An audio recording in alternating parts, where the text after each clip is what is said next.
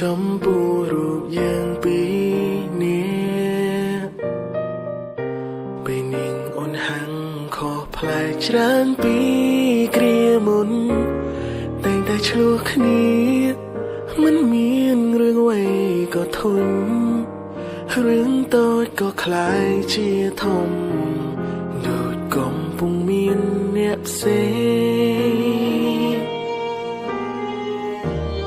បងមិនបានចាំសង្ស័យអូនច្រើនទេប៉ុន្តែមេធ្វើខ្លួនដូចមានបញ្ហាគ្រាន់តែចង់ដឹងអូនកំពុងនឹង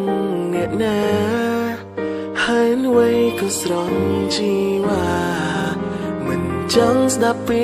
បងនិយាយបន្តែទៀតនេះយើងនឹងនៅឆ្ងាយគ្នាកុំព្រួយពំងារលែងមានអ្នករំខានអារម្មណ៍ស្ទងរោគរឿងហួងហែងខ្លែងឆាប់ឆាំនេះបងនឹងប្រែថ្មីខ្លាយជាអ្នកដទៃតែសូមពេលធ្វើចិនសិនស្រីបន្តែទៀតនេះ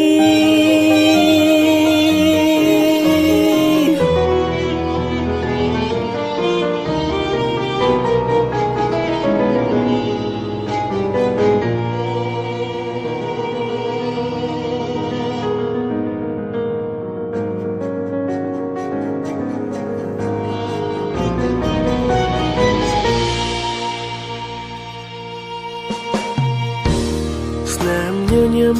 ដែលធ្លាប់ឃើញស្ទើររាល់ថ្ងៃតែពេលនេះស្រីប្រែស្រពន់បន់ពេញម្ដងក៏ព្រោះតែបងមិនមែនមនុស្សដែលអូនបងតែគុំបារម្ភស្នេហ៍ស្នងបងនឹងចាក់ចេញពីទីនេះបន្តែទៀតនេះយើងនឹងនៅឆ្ងាយគ្នាកុំព្រួយពំងារលែងមានអ្នករំខានអារម្មណ៍ស្ទងរោគរឿងហួងហែងខ្លែងឆាប់ឆាំនេះបងនឹងប្រែថ្មីខ្លាយជាអ្នកដទៃតែសូមពេលធ្វើចិនសិនស្រីបន្តែទៀតនេះក៏ដឹងច្បាស់ហើយថាពេលនេះបងលែងមានអ្វីដែលអសម្រាប់អូនទៀតឡើយក្តីស្រឡាញ់បាត់បង់ហើយគ្រប់យ៉ាងក៏បានប្រែក្លាយជាអាក្រក់